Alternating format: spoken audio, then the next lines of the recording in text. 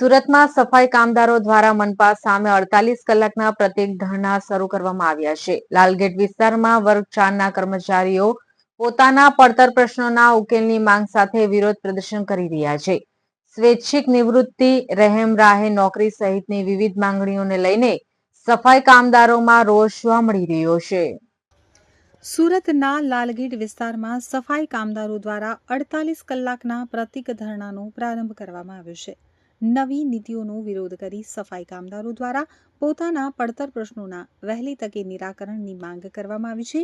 સ્વૈચ્છિક નિવૃત્તિ અને રહેમ રાહે નોકરી સહિતની માંગણીઓને લઈ કર્મચારીઓએ મનપા સામે આંદોલનનું રણશીંગો ફૂંક્યો છે.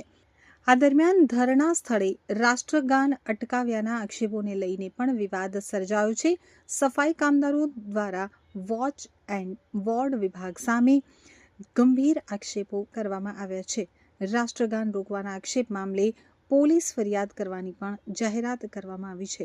માંગણીઓનો ઉકેલ નહીં આવે તો આંદોલન વધુ ઉગ્ર બનાવવાની ચીમકી પણ આપવામાં આવી છે. વાઘેલા, હું અખિલ ભારતીય સફાઈ કામદાર સંગઠનના ગુજરાત પ્રદેશ પ્રમુખ છું. આજે 14/8/2026 ના રોજ અમે સુરત મહાનગરપાલિકાના બહાર ખરેખર અમે અંદર પરમિશન માંગી હતી પોતાનો વિરોધ પ્રગટાવવા માટે, પણ એમણે અમારી સાથે જોર જબરદસ્તી કરીને અમને અહીંયા બહાર નાખી દેવામાં આવ્યા છે.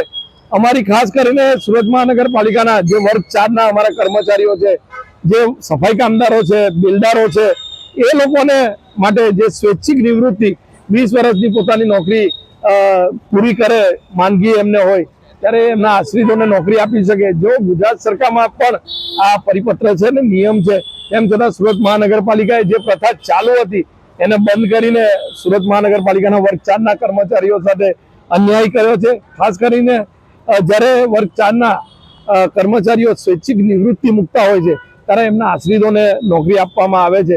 તેવી પ્રથા પણ બંધ કરી છે. એ પણ એક અન્યાયભરી નીતિ છે. અને ખાસ કરીને જ્યારે કર્મચારીઓ વર્ગ 4ના હોય કે કોઈ પણ હોય, જે કર્મચારીઓ પોતે જે દવા લેતા હોય, જે દવા એમને સરળતાથી મળતી હતી, પણ આજે નવી રીએમ્બર્સની નીતિ અપનાવીને જે કર્મચારીઓને હેરાનગતિ થઈ રહી છે, એ દવાથી વંચિત રહ્યા છે, એમને ખૂબ ગંભીર બીમારીઓ છે, તેમ છતાં આવી રીએમ્બર્સ વાળી નીતિ અમલમાં લાવીને કામદાર કર્મચારીઓ સાથે અન્યાયભરી નીતિ કરી રહ્યા છે, જેનો અમે આજે વિરોધ કરી રહ્યા છે.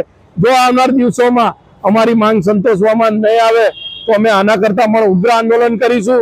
ભલે પછી એમાં અમારો જીવ પણ જાય, અમે પીછેહટ નહીં કરીશું. જય ભીમ, જય સંવિધાન.